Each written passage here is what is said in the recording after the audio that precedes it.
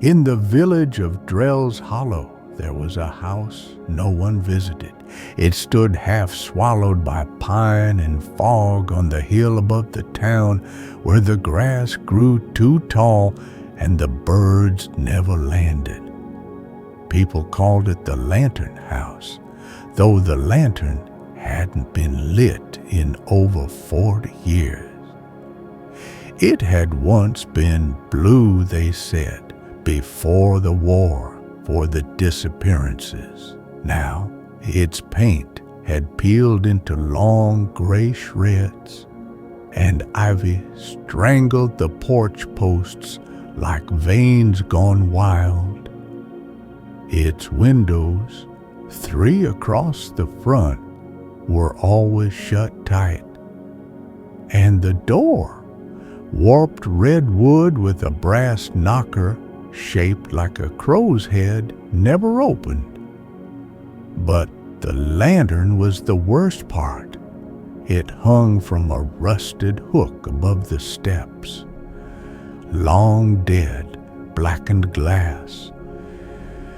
But sometimes, when the mist was heavy and the town was quiet, you'd think you saw a glow from within it, faint, like the breath of someone dreaming far too deep.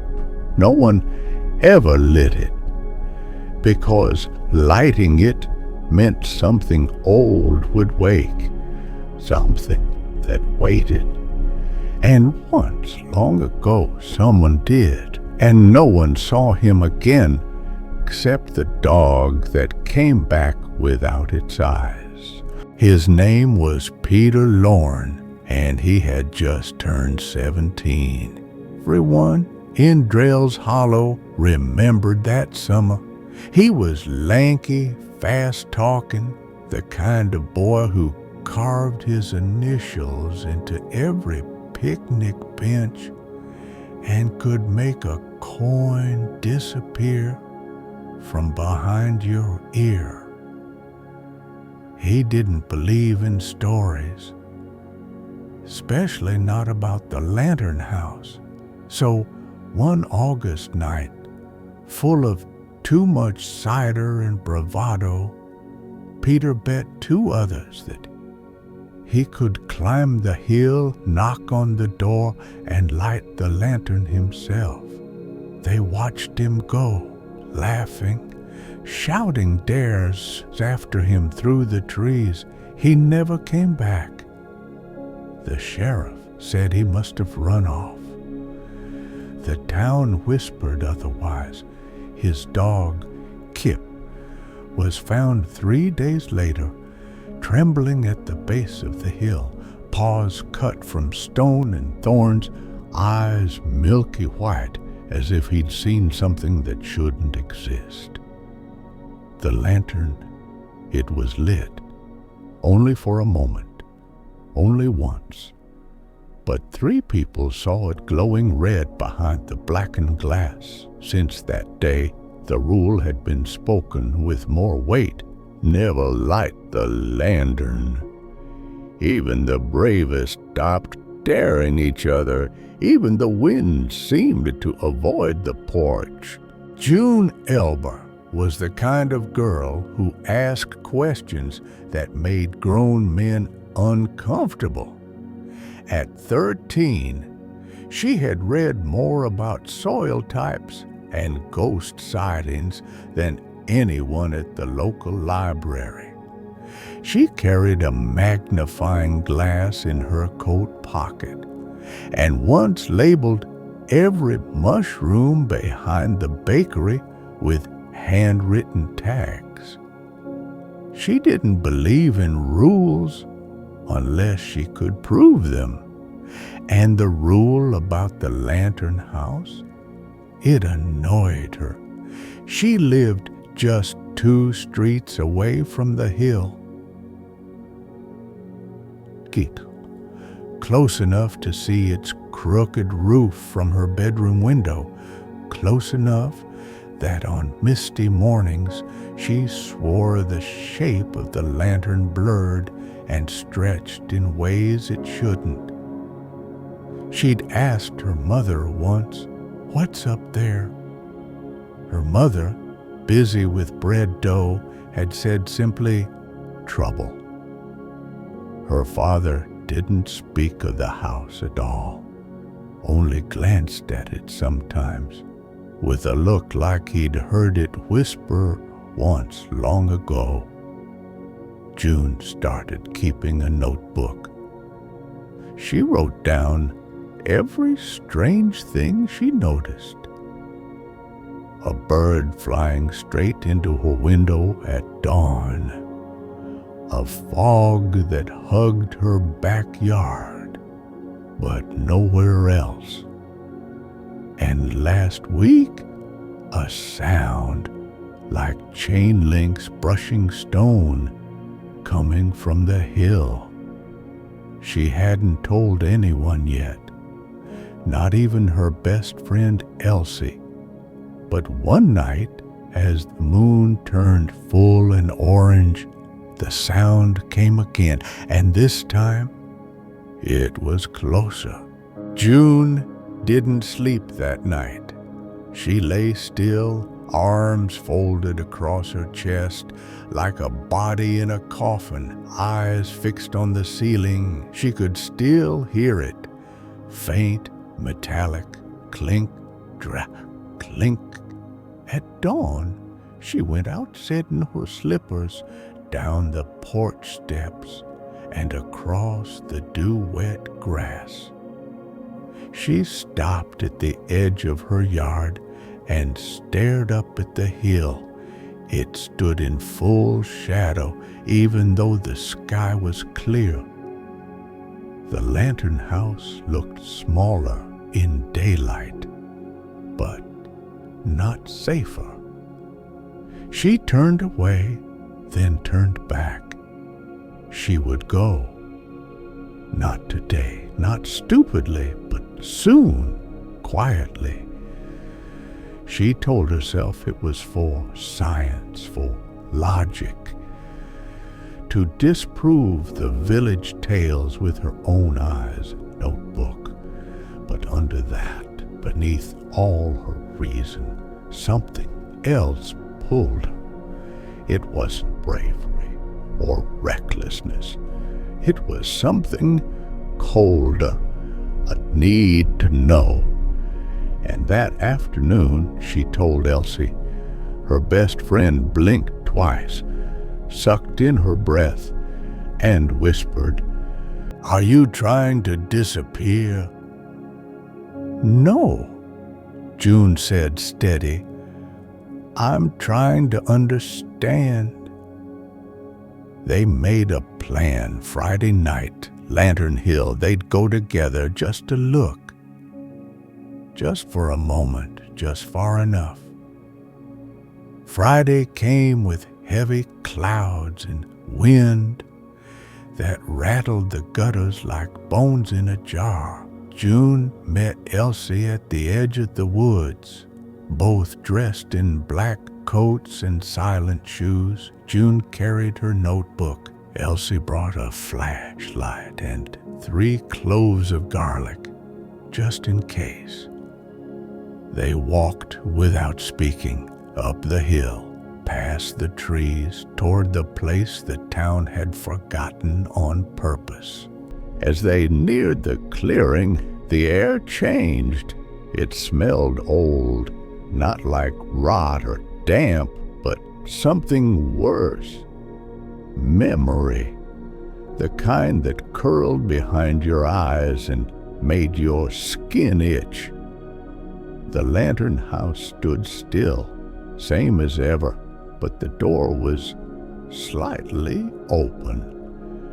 Just a crack, just enough to whisper. The porch boards creaked before they stepped on them. The lantern still hung, still dark, but June squinted. The glass. Had it always had a crack in the shape of a spider? Elsie grabbed her arm. We don't have to go closer. June nodded, then went closer anyway. She stepped onto the porch. The lantern groaned on its hook. She touched it. Cold, still cold. But then, a sound from inside the house, like someone taking a breath after years underwater. Elsie stood frozen at the bottom of the steps. "June," she hissed, "let's go." We looked. It's enough. But June's hand hovered near the lantern. The metal wasn't cold anymore. It was warm, like breath against skin. She looked back at Elsie. "I just want to see inside," she said. "One step." Elsie shook her head. "No steps, no doors, no ghosts." But June had already pushed the door open farther. Inside, the house breathed dust and silence. A hallway stretched out in shadows, wallpaper curling like old bark. The floor stitched with black stains in the shape of bare feet. There was no furniture, no pictures, just emptiness. And at the far end of the hall, a shape, small, human, still. June took one step in. The floor sighed. The lantern behind her flickered just once, then glowed. A sickly orange, like fear underwater. Elsie screamed her name. June turned. The door slammed shut. The sound of the door slamming echoed like thunder inside a coffin. June spun around, heart thudding. Notebook clutched to her chest like a shield. The hallway was darker now. She rushed back, grabbed the doorknob. It wouldn't move. The wood felt damp, as if the house were breathing through it. Outside, she could hear Elsie banging, crying out, "June, open it, please." June pounded back, "I'm trying." Silence, then faintly a whisper, not Elsie's. "She can't hear you now." June froze. It came from behind her. She turned. The hallway was empty, but the shape, the small human shape at the end, was gone. And in its place, a trail. Wet, glistening footprints leading into the far room, one by one, disappearing into the dark like breath, vanishing on glass. She should have run. She didn't. She followed. The footprints led her into what might once have been a living room. The walls bowed inward like they were holding their breath. The fireplace was filled not with ash, but with teeth. Hundreds of them, small, human. A grandfather clock stood in the corner, ticking too fast, its hands spinning backward. June felt dizzy. She checked her watch, broken. She looked back. No hallway. The door had vanished. The house had shifted, trapped. She gripped her notebook, heart hammering. Her legs trembled, but something in her spine said, "Keep going." A voice rose from upstairs, not a scream, not a whisper. but a chant, old words round and heavy. June stepped onto the staircase. Each board groaned like it remembered something awful. At the top, the air changed. Cold, but not like wind. Cold, like absence. And in the hallway ahead, shadows moved. They were people once. Now they were only echoes, half-formed, hollow-eyed. They turned to look at her. They knew her name. They didn't walk toward her. They slid like smoke, remembering it used to be solid.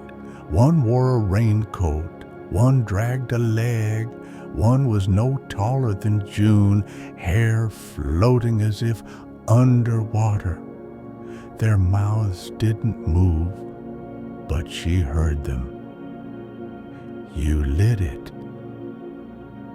Now you belong. June backed up until her spine met the wall. I didn't mean to, she whispered. But the house did. The house had waited, watched. It wanted her, not to eat, not to kill, to keep, to add her story to the ones already sealed behind the wallpaper, written in mold and bone. Then a voice, not like the others, clear, all real. June? Elsie. It came from below, through the floorboards. June's breath hitched. She looked down. Faint glow beneath her shoes. The lantern, still burning, still hers. She ran. The ghost did not follow. But the house shuddered as if angry. June ran down the stairs, 2 at a time, her notebook flapping open in her hand. The rooms were different now, longer, narrower, ceilings lower. The house was folding in on itself. She slammed into walls that hadn't been there before, tripped over furniture she hadn't seen on the way in. Elsie, she shouted, but her voice came back to her, twisted and slow, like it belonged to someone else. Then she saw it, the door back again. But so was the shape, the one she'd seen in the hallway, now at the threshold, blocking the exit. It was a boy, no older than her, eyes completely black, mouth stitched shut. He held the lantern in both hands. It burned white now, too bright to look at. June stopped, shaking. The boy tilted his head, and for a moment she saw sadness there. She stepped forward, held out her hand, and whispered, I'm not leaving you here. The lantern flickered once, then he moved. The boy stepped aside, slowly, like it hurt. June passed him without breathing, one hand on the lantern's handle, the other still clutching her notebook like it might shield her heart. The door creaked open by itself. Out the hill was soaked in fog, but there at the base stood Elsie, arms outstretched, flashlight in hand, tears streaking down her cheeks. June! June turned back just once. The boy hadn't followed. He stood in the doorway, the lantern's white light pouring out around him like smoke. Behind him, The house pulsed, not with rage, with relief, like it had exhaled, and June finally understood. The lantern was never meant to lure, it was meant to free. She stepped out, down the porch, back into the damp grass of the living world. Elsie grabbed her, held her like something fragile. Neither of them spoke. Behind them, the lantern dimmed, then quietly went out. The hill behind them was quiet, not silent, but normal. Crickets chirped again. Wind brushed the treetops instead of hissing through them. June and Elsie walked back down without looking behind, not once. At the bottom, Elsie finally asked, "What was in there?" June opened her mouth, then closed it. How could she explain it? The house hadn't shown her horror. It had shown her memory, trapped, forgotten, waiting to be named. "It was full," she said at last. Elsie didn't ask more, and June didn't say that the notebook in her hand now felt heavier, or that the lantern had left a faint white burn on her palm. At home, she climbed into bed fully clothed. The sound of the house settling made her flinch, but nothing followed her. No shadows, no breath in the walls, only the faint glow of the notebook on her nightstand.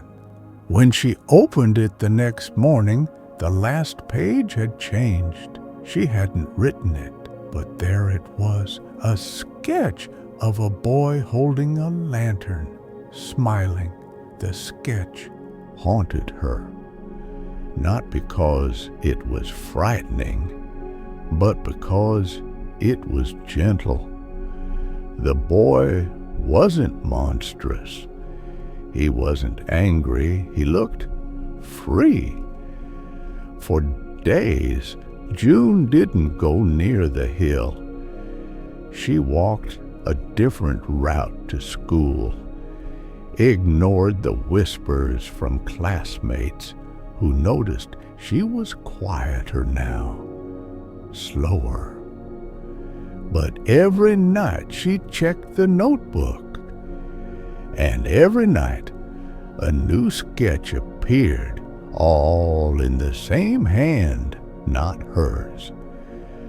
A girl in a yellow coat, a man with a cane, a boy and his dog, all drawn from memory, as if someone was trying to return what had been lost.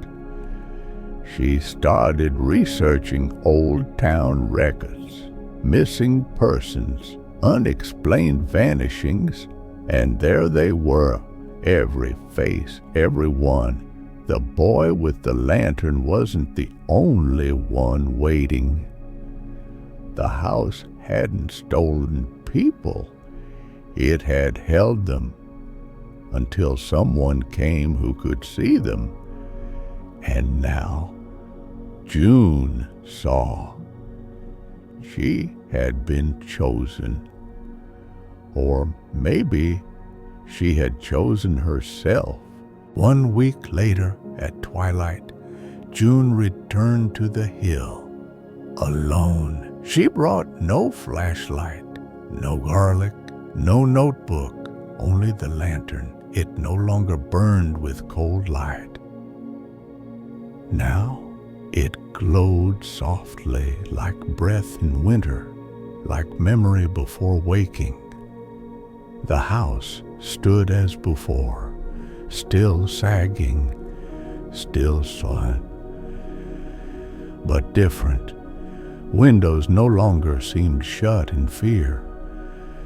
The porch didn't groan beneath her steps. She knocked once on the red door. It didn't open. It didn't need to. She hung the lantern on its hook. For a moment, the air shimmered, and then a breeze, warm and slow, brushed her cheek like a hand. From the woods behind, a deer stepped out, watched her, lowered its head. Everything around her had softened, as if the house had sighed and gone back to sleep. She whispered, "Thank you," then turned and walked back down the hill, leaving the lantern behind, burning, but no longer calling, only remembering the town noticed. No one spoke of it, not aloud, but they felt it. How the air near the hill no longer pressed against their ribs. How the fog no longer pooled so thick at dusk.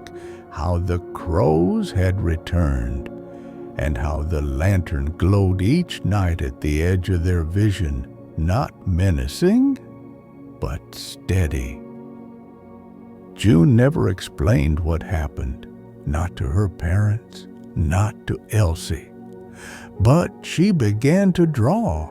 She drew every face the house had shown her and pinned them to a corkboard above her desk one by one, like stars in a sky only she could see. The house never took anyone again, because it had been heard and remembered. And when June grew older and strangers asked about the glowing light on the hill, she would only say, "It's not a warning. It's a story, and it's full now." Then she'd smile and close the window and let the night settle in quiet and whole.